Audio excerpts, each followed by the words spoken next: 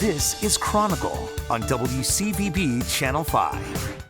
After a year fighting for breath, she was ready to quit. She said goodbye to her husband and 4 daughters. Then, a last-minute message. I found lungs for you. Struck by a deadly virus. There were 4 times when Charlie stopped breathing. He never stopped believing. He loves being alive. He is dedicated to his recovery. A night of partying, a bright future changed forever. They were cooling his body down to mitigate damage to his brain, and he had a ventilator. On the front lines of medicine. Tales from the ICU, next on Chronicle. Good evening, everyone. The intensive care unit is where you can see the best of modern medicine, technologies and treatments that give desperately sick patients a chance at life. And now a local ICU doctor is giving us a look inside. And the stories she tells are compelling and inspiring. Cindy Scribner, a registered nurse and mother of 4 daughters, was having trouble breathing. Her lungs were never going to recover. She was scared, and she tried not to show her children that she was scared. Just days after hosting a backyard party, Charlie Atkinson began to slur his words and was suddenly unable to walk. It was West Nile virus. No treatment was possible. What was possible was keeping him alive.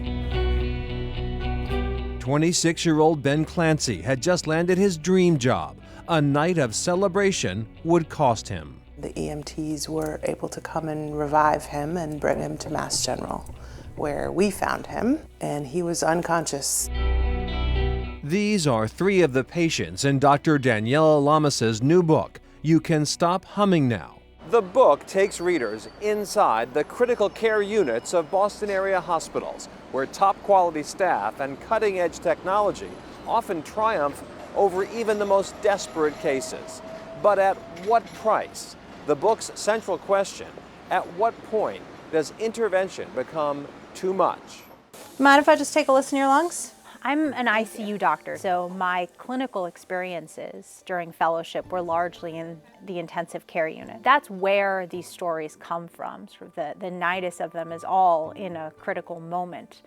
But what I try to do in this book is to look beyond the ICU at what happens to people afterwards. And so that takes me from the ICU into patients' homes, into the world with them. 28-year-old Cindy Scribner's symptoms began with shortness of breath and a tickle-like cough. At first, doctors said she was fine, but her cough persisted.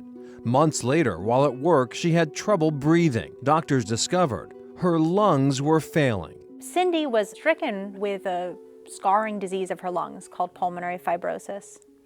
She got on the transplant list, but then she got so sick that if it were not for this machine that would serve the purpose of her lungs, she would have died.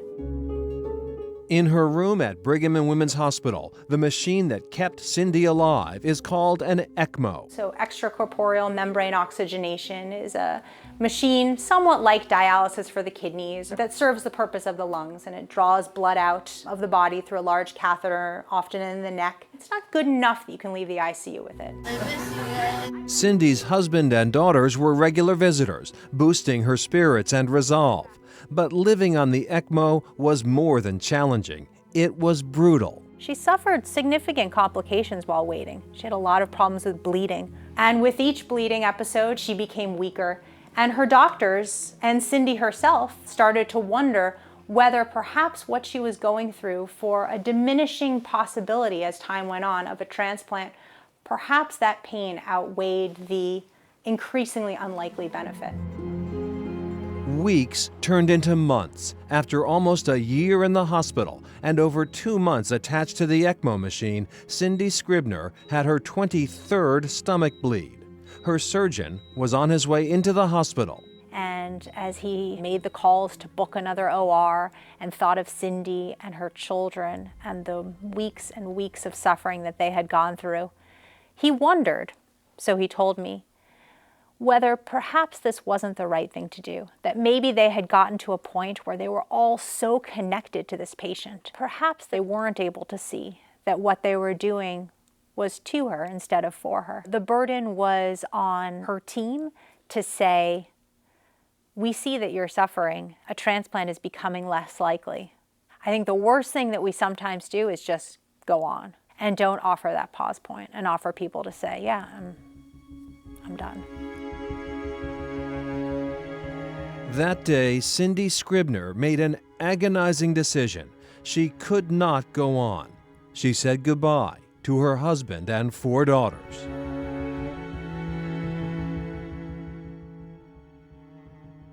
Later that evening, like after going through all that and getting to terms, like I was all set with everything and saying goodbye to everybody, he comes in and he was like, well, I know we're not doing the surgery, but I found lungs for you.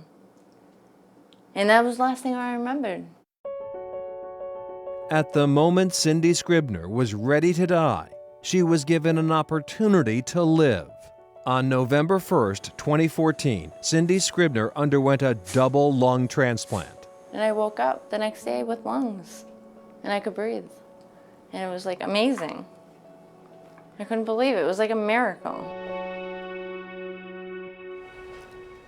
Wow. And Dr. Lamas says the fact that Cindy's husband and children visited her regularly played a huge role in her recovery. Right, and she sees this a lot. Families who are regular visitors involved in the care of their loved ones absolutely help the recovery of those who are ill. What it also helps is that she, as a doctor, and other caregivers get to know the patient better by getting to know the family, and that helps them as well in terms of treatment and care. Just incredible. A mosquito bite turned his life upside down.